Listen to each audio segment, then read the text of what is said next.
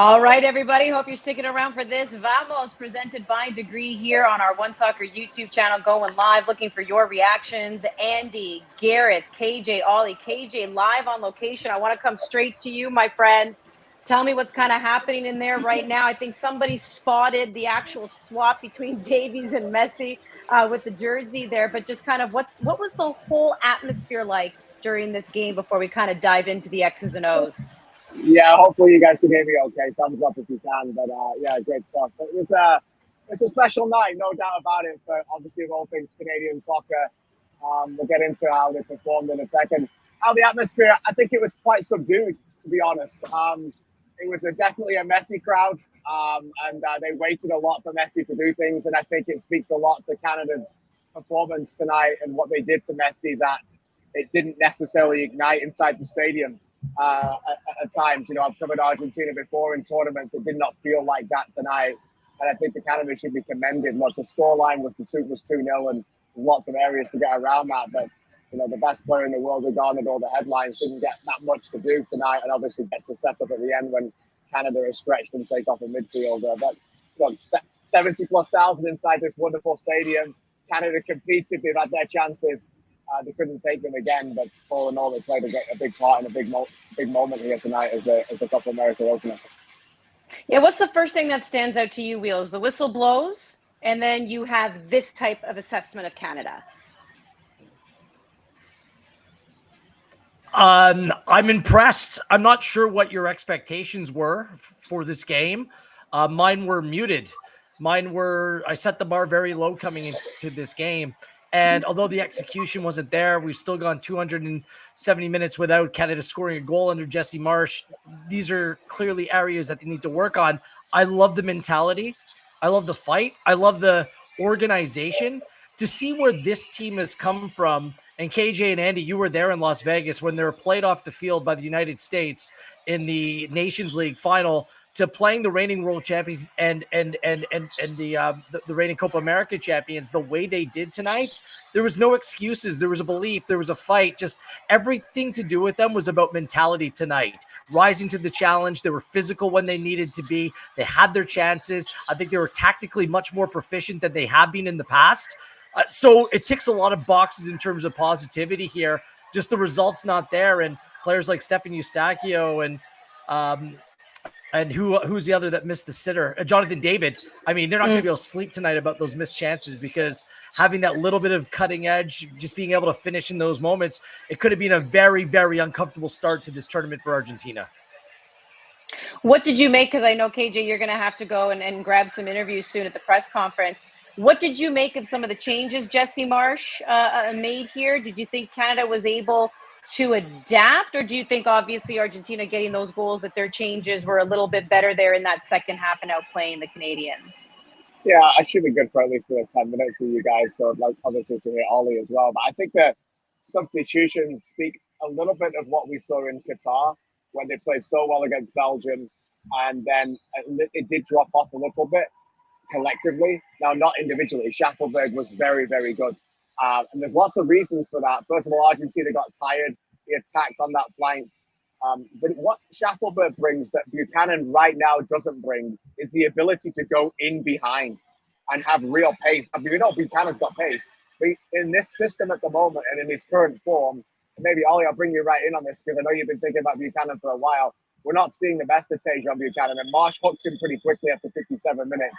And Schaffelberg took over and was a different version of it. So, maybe questions about that in the next few days to find out who's going to play there. But Tajon's not in that flow at the moment. He did well defensively. He covered that flank a lot and let Johnston stay inside.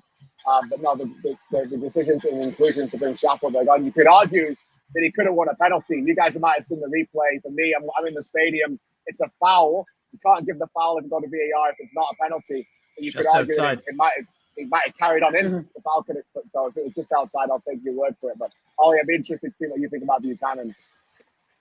Yeah, I think he's clearly not at his best right now. I thought he had some decent moments in this game. I think it was the Eustachio chance that he was involved on. But you're right, just in terms of the one-on-one ability and the kind of directness you usually associate with Tajon Buchanan is not quite there in the way that Jacob Schaffelberg brought when he came on. There's no doubt about that.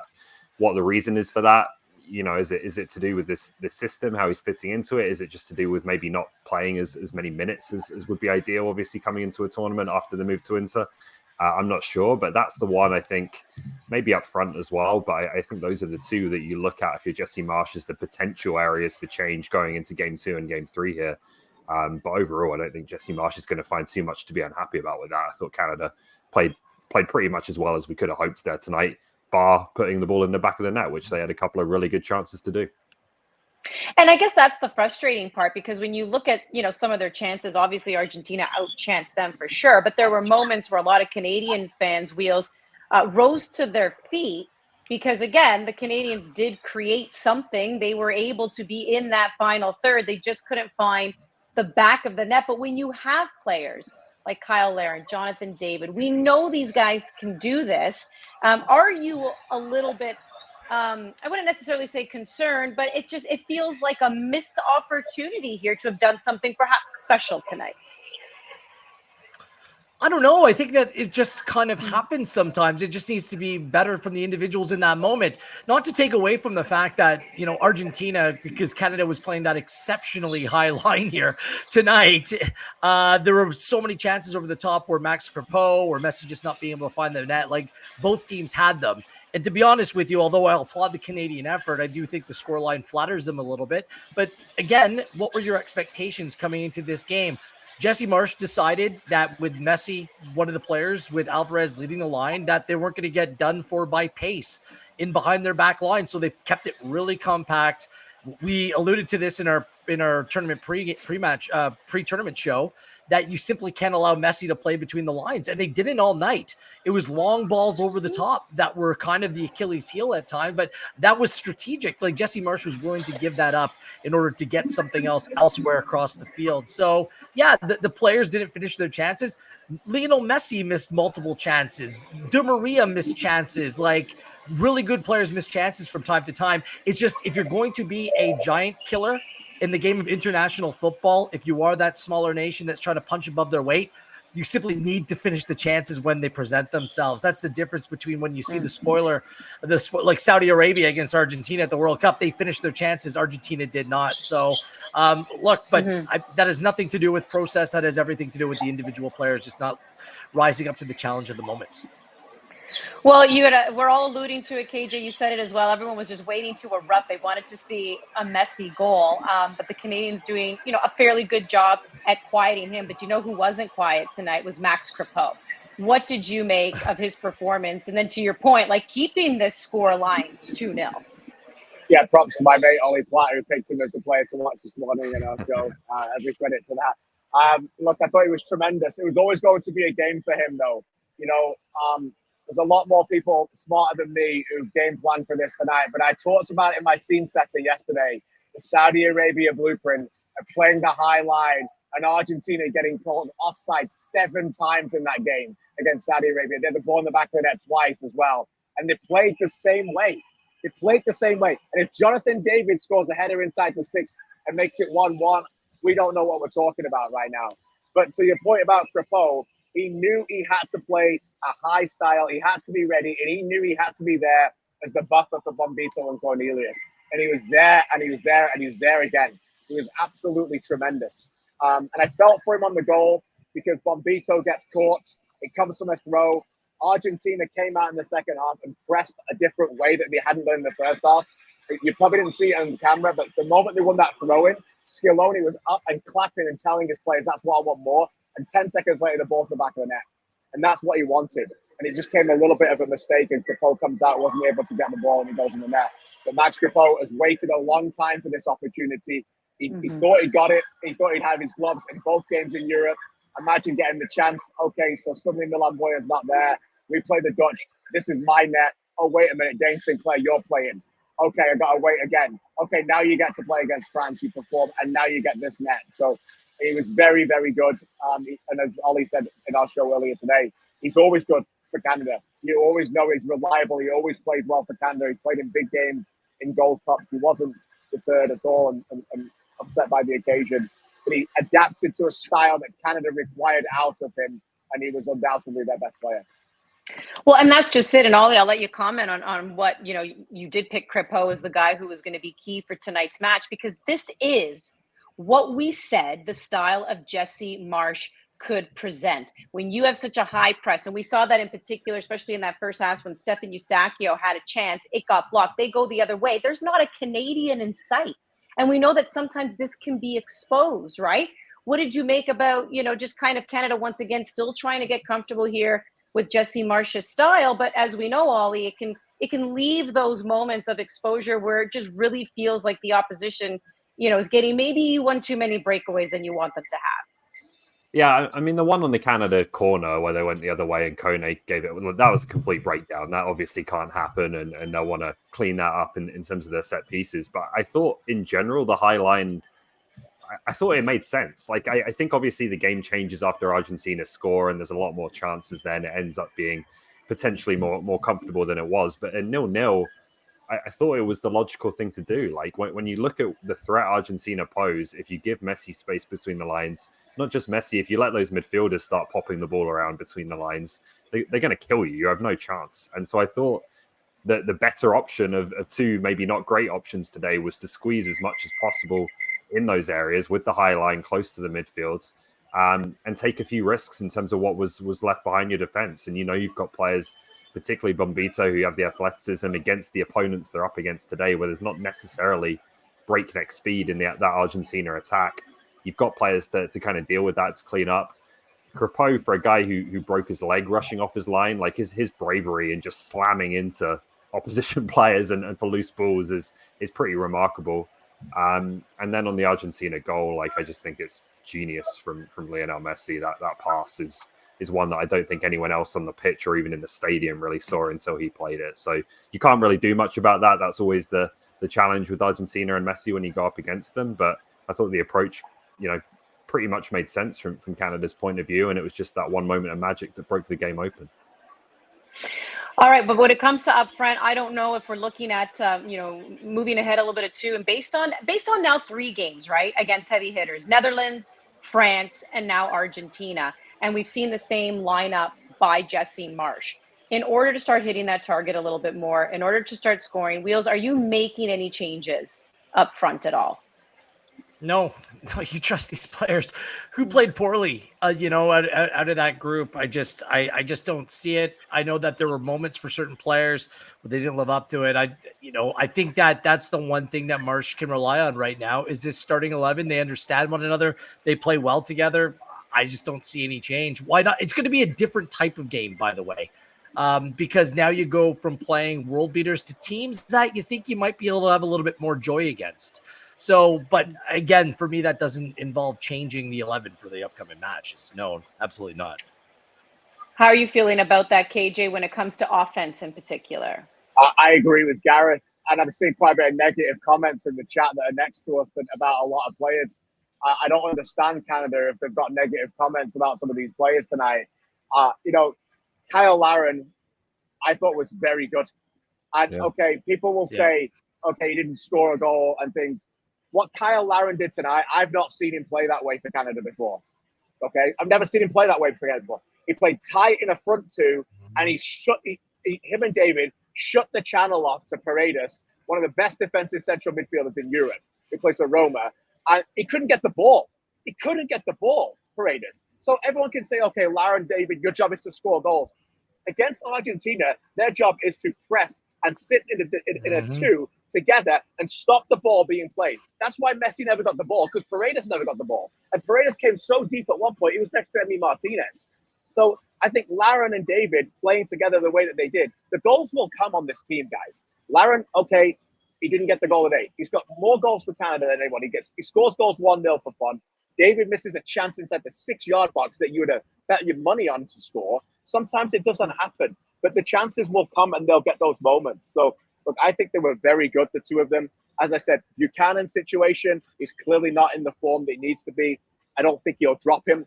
I think it's going to be very similar. But all in all, I think it was a positive night as I leave you. But I think ultimately understanding who we're playing, the expectations that we had, how far they've come already, who they've just come and played for, the season that these players have come off and how short a time this coach has got, and you get a performance like that and you're not happy, I don't know what else you're looking for.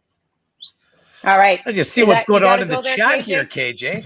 What game are they watching? Like, we're Canada. Like, yeah, well done. Good point. Doesn't really make much sense. Don't want to keep you, KJ, if you got to go. But, you know, like, I guess this is where we're at, guys, right? Like, there's obviously this, because Canada's now gone to a World Cup, because Canada's been in a Nations League final. Like, these are all very exciting times. And I think a fan base, right, is obviously expecting more of their team. So I take that as a privilege, right? If you're the players, you take that as an honor. That type of pressure is a privilege from your fan base, because they believe that you can compete with these types of teams, right? So it's disappointing when they lose, no doubt, right? But then I guess, Ollie, in many ways, when you do put things in perspective, Canada is still like a baby nation compared to some of these other nations when it comes to the experience in these types of big games, which is why I guess, Ollie, you look at 2-0, you look at this performance, and you go, you know what? Not bad, right? Because how many people before this match said 5-0, 6-0, have fun, Messi's going to get a hat trick? Well, that didn't happen.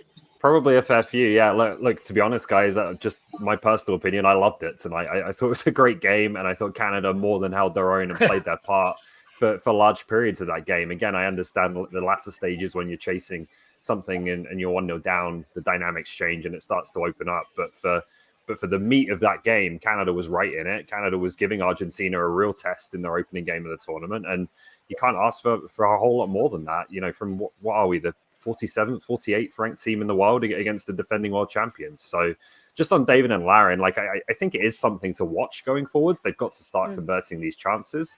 I just don't think tonight is the night that you say, oh, we got to make a change here. I thought they both played really well. Yeah.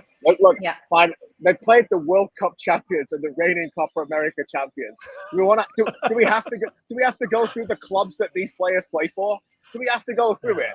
Do you know what I mean? Roma, Atletico Madrid, Manchester United, Tottenham. You know, I could go on and on and on. It's Benfica. It's the best teams in the world, guys. It's just mind blowing. I wrote down. I was looking just on Bombito and Kone in particular. Go back to 2022 when these teams were preparing for the World Cup that summer before Qatar. Moise Bombito was playing for the Seacoast United Phantoms in USL League 2. Right. Yeah. It's crazy. One of them plays for Colorado and one of them plays for Malmo. Yeah. Like, these guys play Premier League, La Liga. These guys are playing elite level football every single week. The best team in the world. So anyway, that's that's the night. It's a good night to be a Canadian fan. Let's enjoy it, and there's progress. And look, the outcome didn't turn out, but we're all jurors and we're looking for pieces of evidence about how we can improve this going forward. And I think we've seen a lot tonight. Good night, everybody. Good night, KJ. KJ, appreciate your insights. We'll look forward to those interviews. But let's talk about. I gotta figure out how to bring up the comments. I would love to see these comments. I don't know.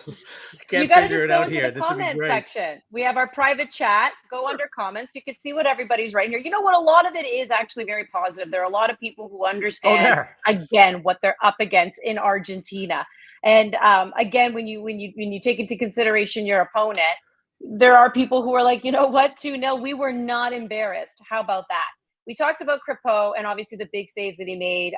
Defensively, again, I thought Bombito and Cornelius looked really good as those center backs. Really happy to see that. What about Jacob Schaffelberg, Wheels? I mean, people are we're high on this guy. We've been talking about him for a few years anyways. We all said it was a massive mistake for TFC to let him go. He's been looking good, obviously, in Nashville. Gets his call up, and he mostly comes in as a sub.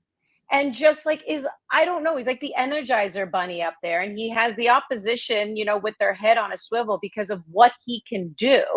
What do you like about Schaffelberg? And whenever a player plays well, you know what the question's going to be. Should he get the start? But let's just first dissect his night. How about that? Well, I think it's a bit of a case. And by the way, Kyle, yes, I'm just figuring out how to work the comments here. Look. But now it's working. I can see what everyone's saying. This is great. Look, I kind of feel like it's different horses for different courses. And Argentina, they're tacticians in their team. I think they said on the broadcast that they're not as quick. They're an older side, more technically astute, but the physical element of the game is something where Canada was much more suited, and they took full advantage of that. And I think a lot of athletic teams don't match that with the tactical wherewithal in order to be able to hang for as long as Canada did. So Schaffelberg comes on the field, and his job is very simple. Like, he's going direct. He's going in behind the back line. He's going to run at you with pace. And that was what was required at times. Teams that they keep on coming to the ball, try to hold it, don't play a little bit more direct against Argentina, absolutely get played off the field. But the fact that Schaffelberg played that way, it was just a game that suited him. Look, he's not the complete item yet. I think there's a lot of players on this Canadian team that aren't the complete package, but it's a player that we've rated for quite some time and provides a completely different element and a different type of player than Canada has in their team. Jesse Marsch, there's a reason why in our first meeting with Jesse Marsch, we were talking about players that made that immediate impression. Schaffelberg was one of the first names out of his mouth, because the way that Jesse Marsch's sides play, like, Schaffelberg is the prototype. Like, I think of like a Harrison, someone like that, like, just keeps on going in behind the back line. So I just thought it was a game, especially a little bit later on a really crappy field, by the way. Like, that pitch was awful tonight. That Schaffelberg just suited the occasion to a T when he came on when he did. Does that mean that I think he should start the next game? No. I think he's a great change of pace guy, someone to turn to off the bench when legs start to get a little bit tired and bring him on in those types of moments. And I thought it worked really, really well. Yeah. How are you feeling about Schaffelberg, Ollie? Because again, once a player plays well, especially when you come on for a player who's not playing well, in Tajon Buchanan, it's start the sub, make him the starter. How are you feeling about that? Yeah, I'm kind of with Wheels, I think. Like, I like the impact he can make in 20, 30 minutes off the bench. And I don't know that you're going to get that same effect from the start, to be honest with you. So it's going to be something to think about for sure. I think you look at Chile in particular, and the fullbacks maybe a bit like Argentina, not the most athletic necessarily. I wouldn't say is their strength. So those wide players and the strength Canada has in those areas, I think is something they're going to continue to lean on going into these next two games. But I quite like him as a super sub right now. There might come a point where he plays so well, you have to put him in and give him a chance. But for the time being, I think he's making a great impact off the bench. I know KJ had brought it up just quickly as well, but maybe we could dive a little bit into that 70th minute. Do you think that should have been at least a foul or some sort of kick for Canada? I mean, I think we all saw, we had the privilege of the replay here at home, KJ being in that, in the stadium, not seeing that it was just outside the box. Do you think something should have been more of it, Wheels? We only got like the one angle. Well, the one that was in behind that didn't help, and then the one down the side. It's very difficult for me to judge. The VAR understand the rules, whether the player was outside of the box or whether he was on his way in. Again, if you don't show me more angles and what the video assistant referee is taking a look at, it's very difficult for me to comment. But it was exceptionally harsh in that situation because the game was still up for grabs, like very much up for grabs. And Canada seemed to be in the ascendancy, asking a lot of questions. Like, those Argentine fullbacks were isolated at times. I thought that through the first half of the game, if we're going to kind of walk through it a little bit, that Argentina kind of didn't show up. They were late coming to the field. They came on. Messi was all small. It seemed like it was a Lionel Messi tribute match for them a little bit. They just were working the ball around the back, a lot of patience. There wasn't a lot of urgency. Then I think at halftime, Scaloni got the group together and said, guys, there's an actual game to be played here. This is Copa America. And then the first 5-10 minutes of the second half, you just saw how good, how quick they are in their decision-making. And that's when Canada found things very difficult. Yet when they conceded, it wasn't like the Netherlands. They punched back and threw some shots of their own. So I give them absolutely full credit on that. So I just cannot stress how difficult it is not only playing against Argentina in moments like this, but this is game number 3 under Jesse Marsch. He had him for what is essentially like a training camp ahead of this. And you guys know me, and Ollie, I think you're in the same boat. I thought that when Jesse Marsch was hired, I approached it with a little bit of skepticism because I don't necessarily love traditionally his style of play. I don't think it was suited towards international football, but I'm happy to put up my hand and say through 3 games, I'm absolutely wrong. I'm 100% wrong on that. And the more that we've watched Euro and more international football over the last week or so, you see that teams that play a much more athletic, quicker brand of style are becoming that much more effective. The international game is typically slow and prodding, like you saw England play today. That's not the way the game is being played in 2024. And if Marsh can take advantage of this very young team who have the legs, have the eagerness, have the physicality to play this way, I think overall, as we move forward, tonight was their free hit, right? But moving forward, I think it's showing some really, really positive signs. Yeah, I think that's the thing now is you just want to see game 2 and 3. And that's where obviously it went sideways in 2022 in Qatar. Like Netherlands, I think you can write off as being his first game in charge. France, more than a passing grade. Argentina tonight, even with a loss, I think is a passing grade. Now you really just want to see this group of players be able to build on it and make some noise at this tournament against two opponents who are going to be real tests, good teams, but not World Cup semi-finalists like we ran into last time in Qatar. Was there anything if you get out of this group? Sorry, really quickly, if you get out of this group, and this is a thing, like the next game against Peru is the must-win. Like you have to go out and win your next game. That's the big one. But you're playing whoever comes out of Group B. Mexico, Jamaica, Ecuador, and like you're avoiding Uruguay, you're avoiding Colombia, you're avoiding Brazil.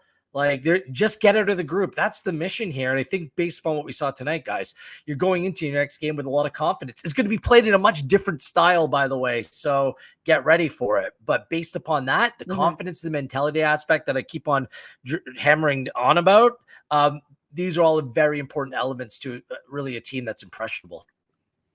Yeah, the only thing I was going to ask you if there was anything in particular, whether it was a player, whether it was style of play, just anything that maybe even surprised you about tonight's match, that maybe even gives you the confidence that going up against Chile and Peru, that, you know, there is a real feeling now that they could make it out of the group as opposed to Ollie, like a hope and a prayer.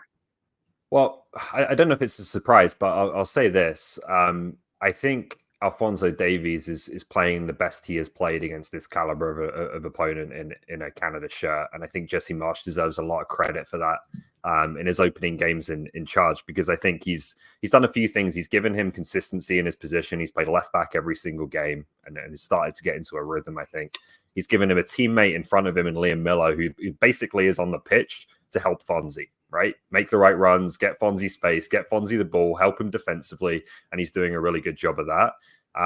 And he's had consistency and help around him, I think, in that defensive aspect of the game. He's had Cornelius next to him all three games. Again, he's had Miller in front of him all three games. And this was something I think Davies really, really needed and didn't get potentially, you know, when you look back at the World Cup and some other key moments for Canada in their biggest games. So I'm encouraged by the way he's playing. I think Marsh has got that absolutely right in terms of how he's approached it.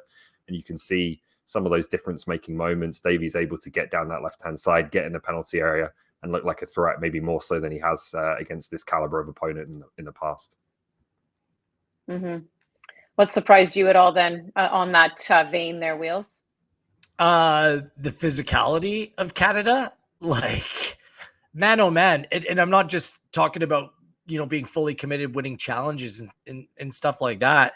It's just speed. It's just the nature of playing the game at the highest level, you know, bigger, stronger, faster. There's a lot of that mentality. And the Canadians don't look off it. I think that when having watched this country play over the course of the last 4 decades, that was always kind of something that you would notice. And that's no disrespect, by the way, to the players who have played before. You're like either like a step slow or a couple inches short, or, you know, a couple pounds too light. Like it always seemed that was the case when you'd watch games. There was a definable physical element, but Canada were right in it. Like, I just, Bombito for me, yes, it was a learning experience tonight, but he's not used to playing strikers like Julian Alvarez and Lautaro Martinez with Lionel Messi providing service. I thought he was phenomenal. And Ollie mentioned it, like when they're playing balls over the top, you're going to play that way. Bombito will go and catch you.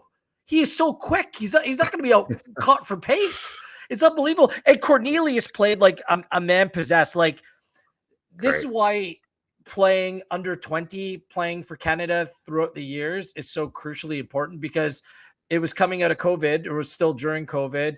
We provided studio coverage and match calls for Canada in Olympic qualifying. Do you know who played in that Olympic qualifying? Derek Cornelius and Tajon Buchanan, players like that who are now part of the first team playing in difficult atmosphere against difficult players, really testing themselves.